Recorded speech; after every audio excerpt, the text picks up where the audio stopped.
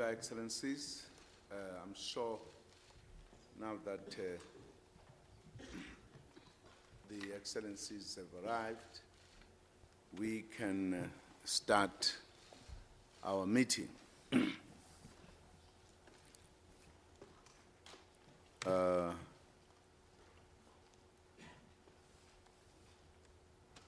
We are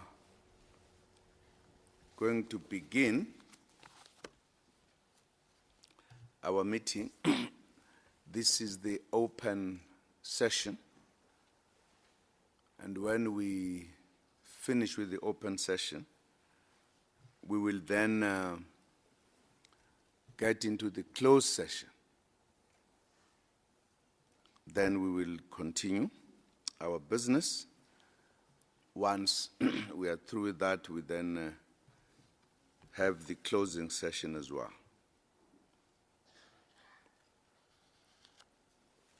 In terms of the agenda, as a host, and I will have to say something to open the meeting, I'm told.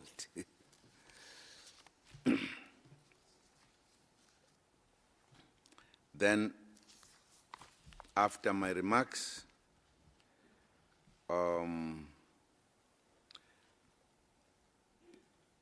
there will also be remarks by the AU Commission in the open session. Then after the remarks of the AU Commission, will then come to the closed session. Thank you very much. Then we shall make the opening remarks. Your Excellencies, heads of state and government, and heads of delegations, His Excellency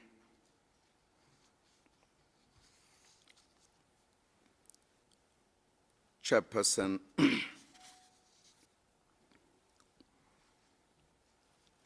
of one of our regions who is with us, His Excellency President Museveni, who chairs the Great Lakes region. It's not necessarily in that capacity, it's here in his capacity as the President of Uganda, but just important to acknowledge that.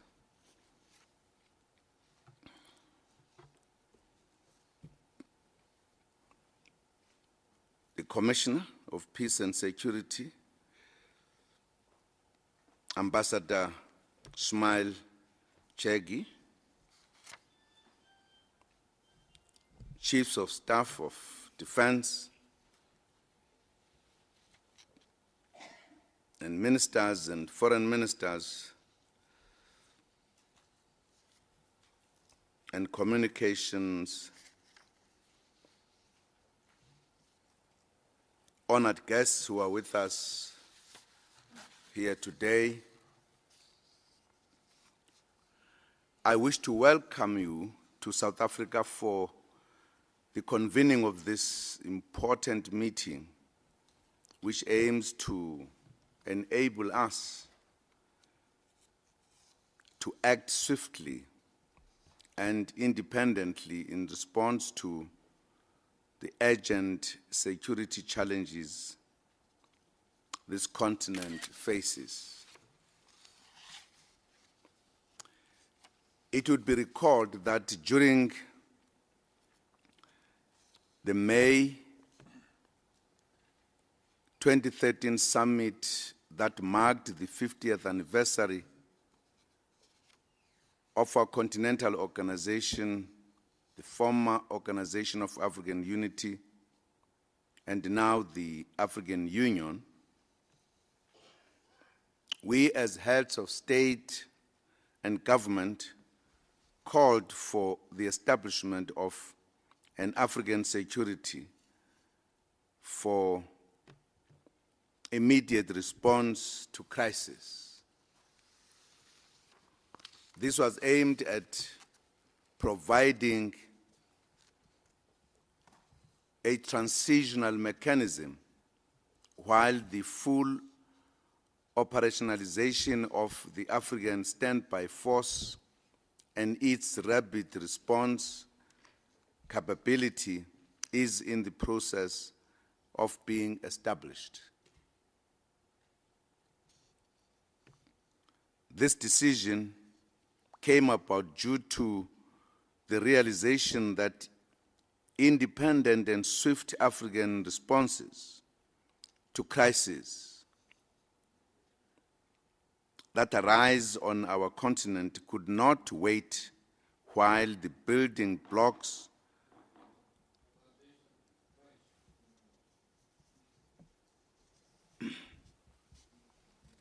yes, Notre transmission en français, on n'en a pas là. French. no translation in French.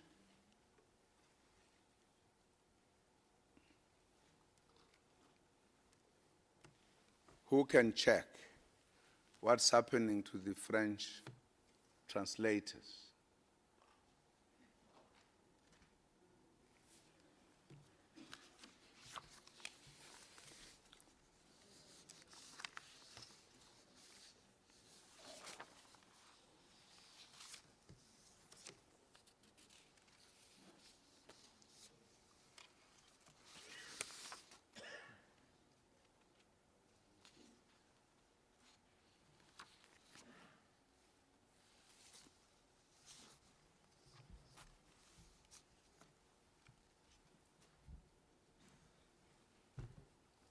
Are we able to solve the problem?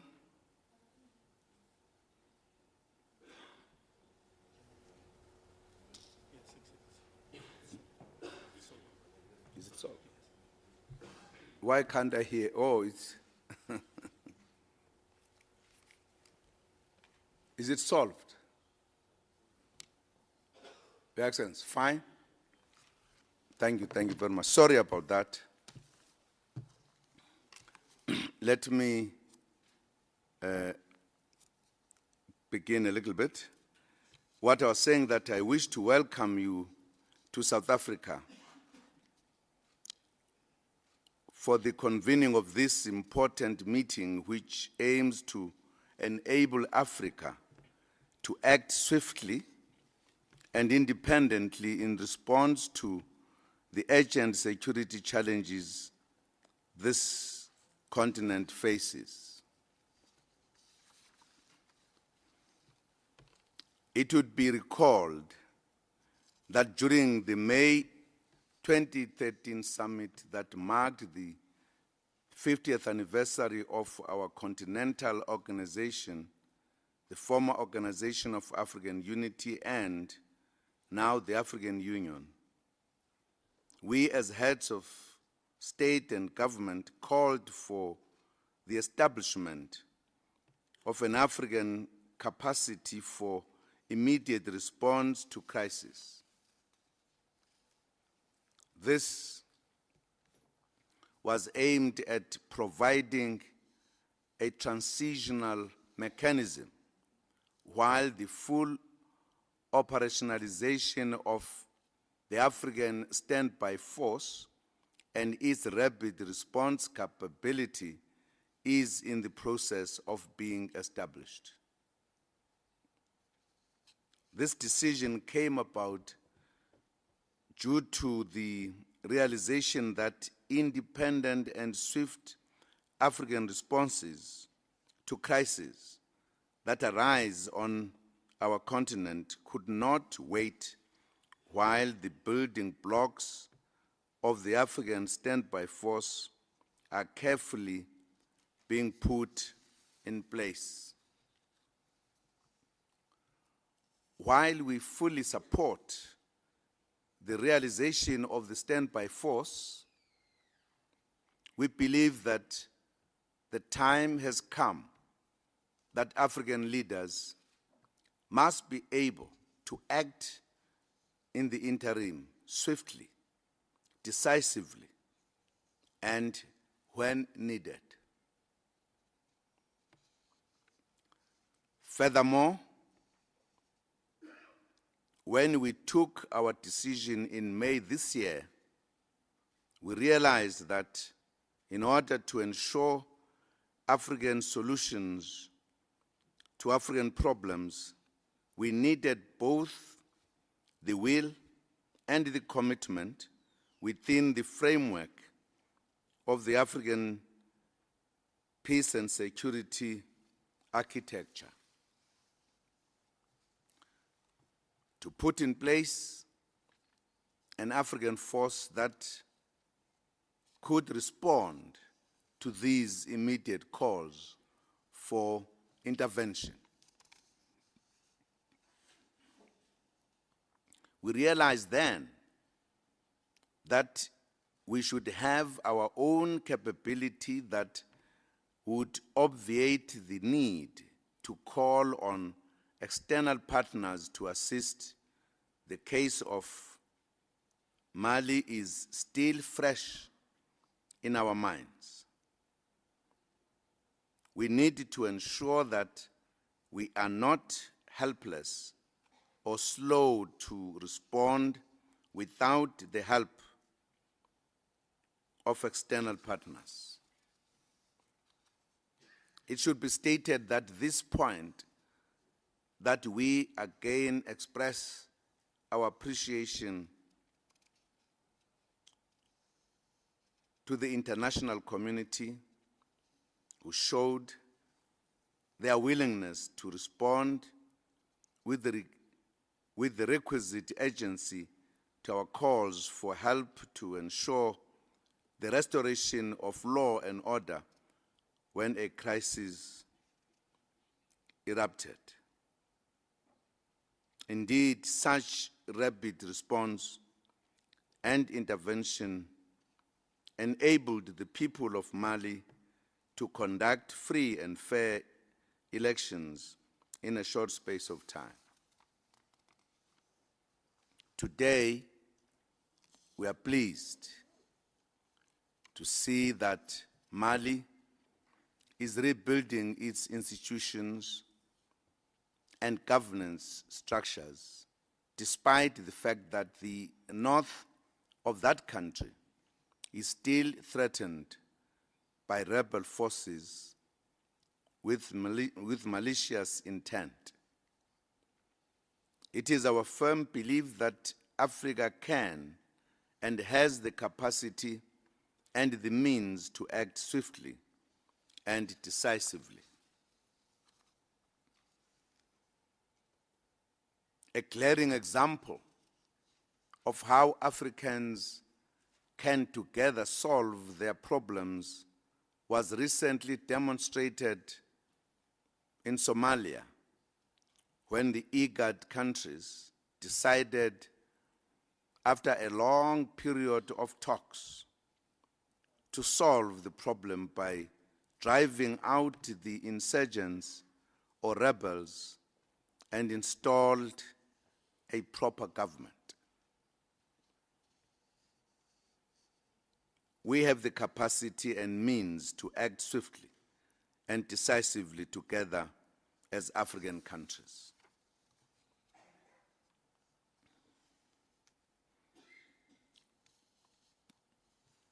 This is why you are here at this important gathering today. Following the summit decision calling for the establishment of the African capacity for immediate response to crisis, the chairperson of the African Union Commission, Dr. Nkosazana Dlamini-Zuma, appealed to the members of the African Union in June 2013 to confirm their individual and collective commitment to the African capacity for immediate response to crisis. She also appealed to the AU members, where possible, to pledge to see its realization in the shortest possible time. In fact, we are here today to ensure the swift operationalization of the African capacity for immediate response to crisis and to provide a framework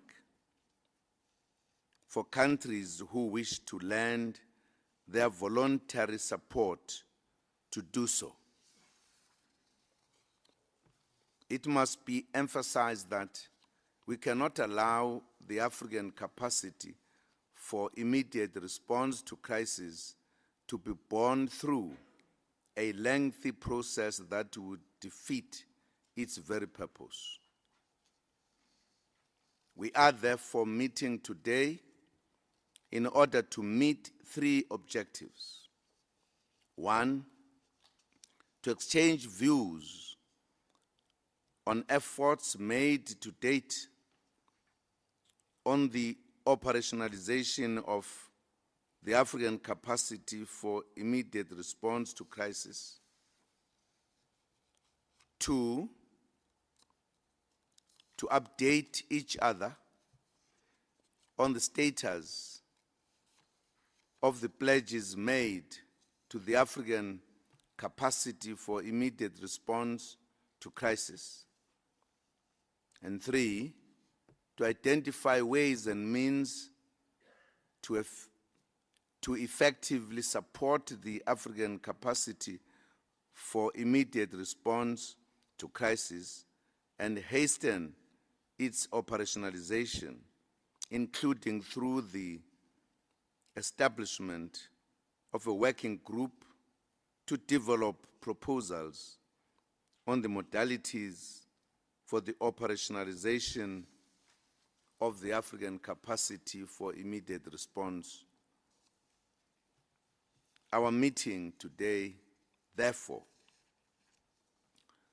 hopes to achieve an outcome that, at least by the end of 2013, will have a mechanism that can breathe life into our aspirations for African ownership and leadership in immediately and urgently responding to security challenges faced by this great continent.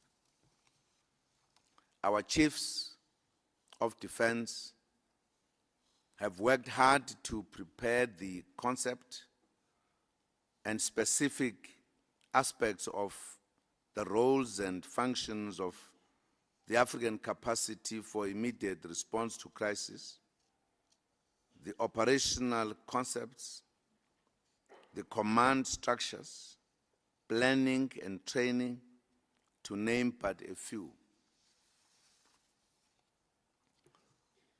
Their presentation to us will facilitate our discussions and enable us to take decisions fully cognizant of the gravity and impact that such decisions will have.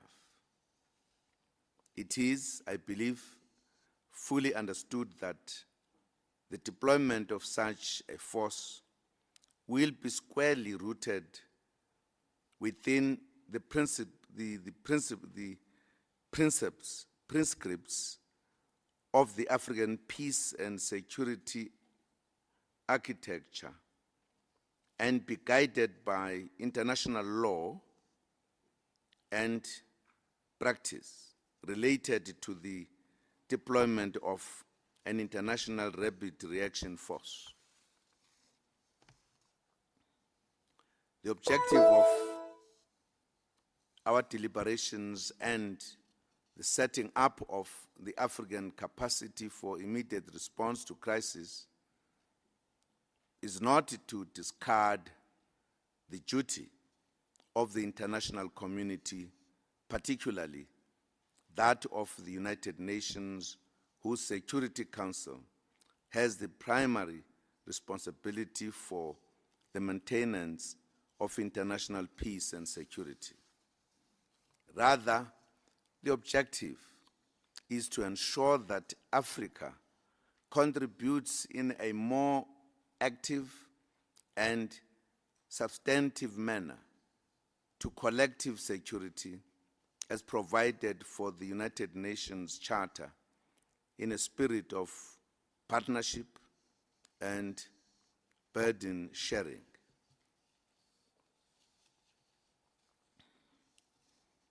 Your Excellencies, heads of state and heads of delegations,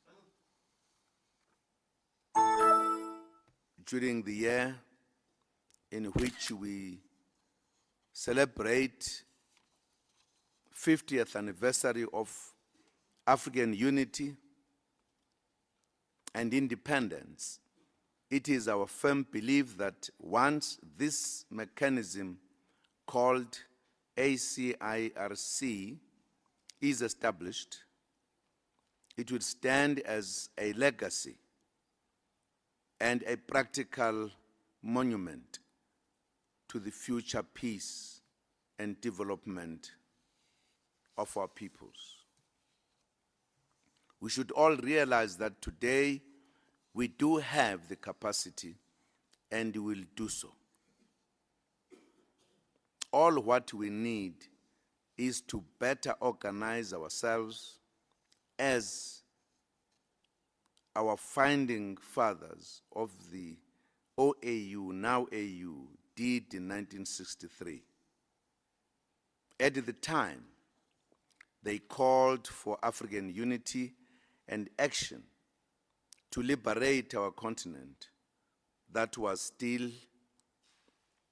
under the yoke of colonialism, some parts of it.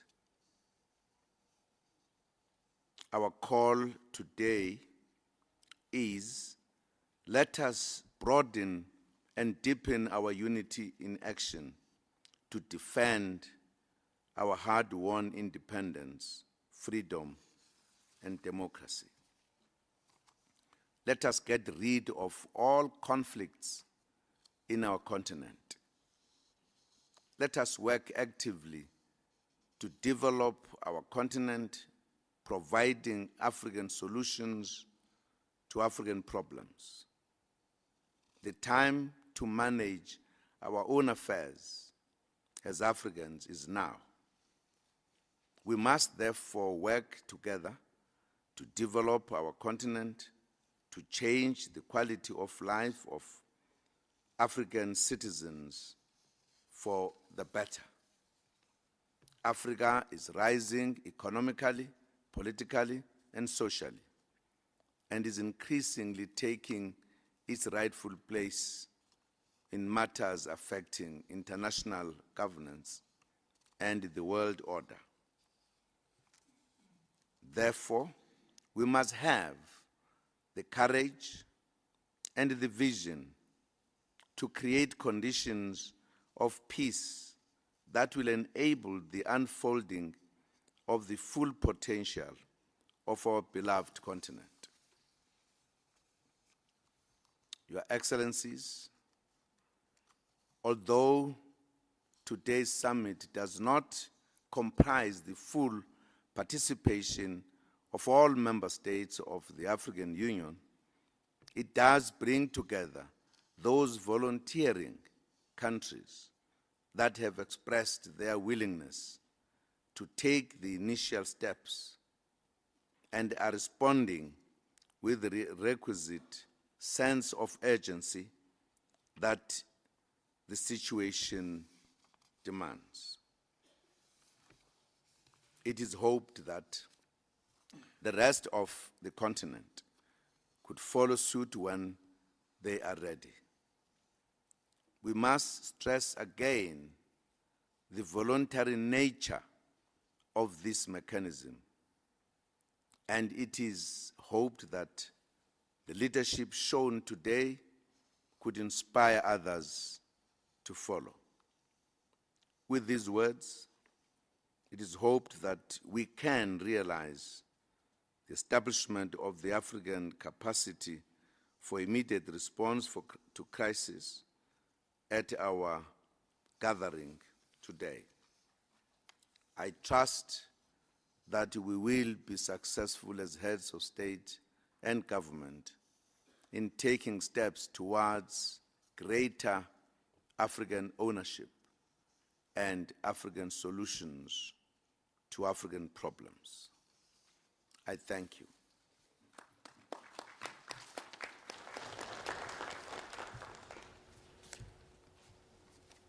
Well, colleagues, Your Excellencies, let me now give the floor to the AU Commissioner on matters of peace and security. You have the floor. Thank you, Excellency. Excellency President Jacob Zuma, President of South Africa, Excellencies, Heads of State, distinguished ministers, Chief of Defense Staff, and other senior officers, ladies and gentlemen, it gives me a privilege to address this meeting. I would like from the outset to express Africa Union's deep appreciation to the government and people of South Africa for their warm welcome and generous hospitality. In particular, I would like to thank President Jacob Zuma for having offered to facilitate this informal consultation on the African capacity for immediate response to crisis. Over the years, South Africa has made a tremendous contribution to our collective quest for peace, security, and stability on the continent. It has done so by upholding the relevant Africa Union principles, mediating conflicts, deploying peacekeepers, and providing funding for peace endeavors in Africa. The hosting of today's meeting is yet another illustration of this long-standing commitment to the ideals of our Union. Excellences, Mesdames et Messieurs, il y a de cela 6 mois, les chefs d'État et de gouvernement de notre Union décidaient de mettre en place la capacité africaine de réponse immédiate aux crises.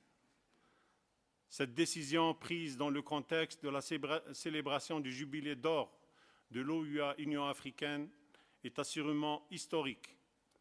L'objectif est simple et clair. Il s'agit de doter l'Union des moyens d'action requis pour répondre aux situations d'urgence telles que celle qu'a connue le Mali en janvier de cette année et partant de conforter l'appropriation africaine des efforts de paix et le leadership du continent. C'est dire que cette consultation, quoique informelle, est d'une importance capitale. Elle procède de la volonté partagée des États membres ici représentés et de la Commission de l'Union africaine d'œuvrer ensemble pour donner effet à l'engagement pris par la conférence au sommet de notre organisation. La présidente de la Commission de l'Union africaine, Madame Nkosazana Dlamini Zuma, qui a personnellement suivi les préparatifs de cette consultation, regrette de ne pouvoir être parmi nous aujourd'hui. Elle est actuellement au Sahel, une région confrontée à des défis multiformes, bien connus, dans le cadre d'une tournée conjointe avec le secrétaire général des Nations Unies, le président de la Banque mondiale, celui de la Banque africaine du développement et le commissaire européen au développement. Elle m'a demandé de vous transmettre ses vœux de succès et de vous assurer de son engagement personnel et de celui de la Commission dans son ensemble à œuvrer à l'aboutissement rapide de cette initiative. Excellences, Mesdames et Messieurs, comme vous le savez, la décision de mettre en place la capacité africaine de réponse immédiate aux crises est née de la leçon tirée de notre expérience de la gestion de la crise malienne. Le continent n'a malheureusement pas pu répondre avec la célérité et les moyens appropriés à l'offensive lancée par les groupes terroristes et criminels à la mi-janvier 2013. Il a fallu s'en remettre à l'intervention française, déclenchée à la demande souveraine du gouvernement malien pour éviter le désastre qui se dessinait alors. Au regard du constat que la force africaine en attente et sa capacité de déploiement rapide ne sont pas pleinement opérationnelles dans le court terme, les chefs d'État et de gouvernement ont, dans leur sagesse, jugé crucial la mise en place d'un arrangement transitoire devant permettre à l'Union africaine d'agir avec l'efficacité requise à chaque fois que de besoin. Ils ont décidé de s'impliquer personnellement dans ce processus, déterminés qu'ils en ont assuré la réussite. Permettez-moi de mettre en relief certaines des caractéristiques principales de la capacité africaine de réponse immédiate aux crises que M. le Président Jacob Zuma a déjà souligné tout à l'heure. Il s'agit d'un arrangement transitoire qui, comme tel, n'a pas vocation à se substituer à la force africaine en attente. Il s'agit de permettre à l'Union africaine de disposer des moyens d'action nécessaires pour répondre aux situations d'urgence en attendant que les dispositifs classiques d'intervention se mettent en place. Il s'agit d'une capacité qui repose sur le volontariat et la disposition des États membres à apporter les ressources requises. Le déploiement de la capacité se fera sur la base d'une décision politique prise par les instances compétentes de notre Union. Dans le prolongement du sommet de mai dernier, la présidente de la Commission a écrit à tous les chefs d'État et de gouvernement des États membres pour leur demander de confirmer leur engagement à contribuer à la capacité africaine de réponse immédiate aux crises. Je voudrais ici réitérer notre appréciation aux pays qui ont marqué leur intention de participer à l'établissement de la capacité.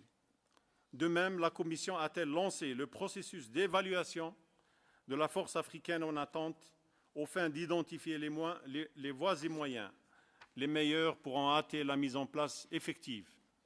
Les recommandations qui seront issues de cette évaluation et les documents de base sur l'opérationnalisation de l'ACIRC seront soumises pour examen et enrichissement au ministre de la Défense au début du mois de janvier 2014. Mesdames et messieurs, hier le Mali, aujourd'hui les développements douloureux que connaît la République centrafricaine confirment la pertinence du concept de la capacité africaine de réponse immédiate aux crises. La situation dans ce pays est en effet marquée par une insécurité persistante due à la prolifération des groupes armés sur lesquels l'État n'exerce aucun contrôle effectif.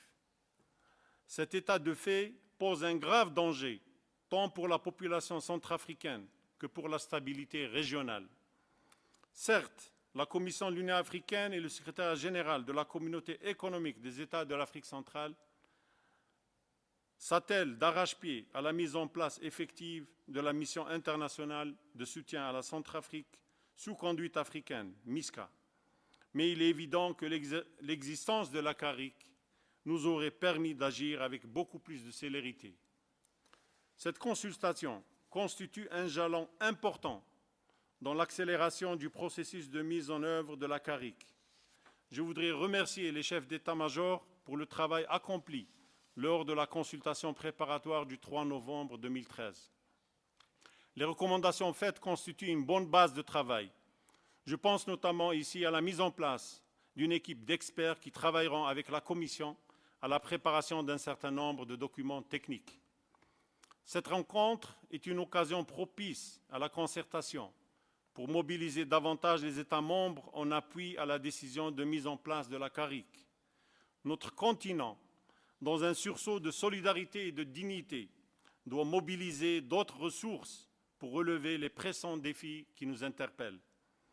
La Commission est déterminée à pleinement jouer son rôle, mais l'implication personnelle des chefs d'État et de gouvernement des pays ici présents reste cruciale pour mobiliser effectivement leurs pairs sur le continent et hâter l'avènement de l'instrument opérationnel de sécurité collective que constitue l'ACIRC. En somme, un plan d'action devrait émerger de cette consultation, de façon à guider nos efforts dans la période qui s'ouvre et à renforcer la synergie entre les initiatives que les uns et les autres prendront. Je vous remercie de votre aimable attention.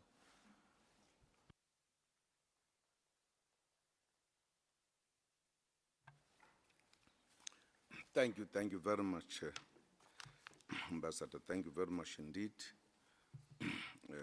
for those words. Well, Your Excellencies, that marks the end of the open session. We would therefore request those who were here in the open session to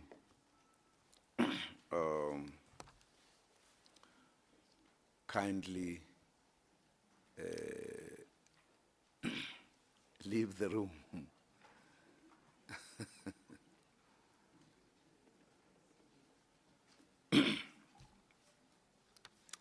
So that we get to the closed session.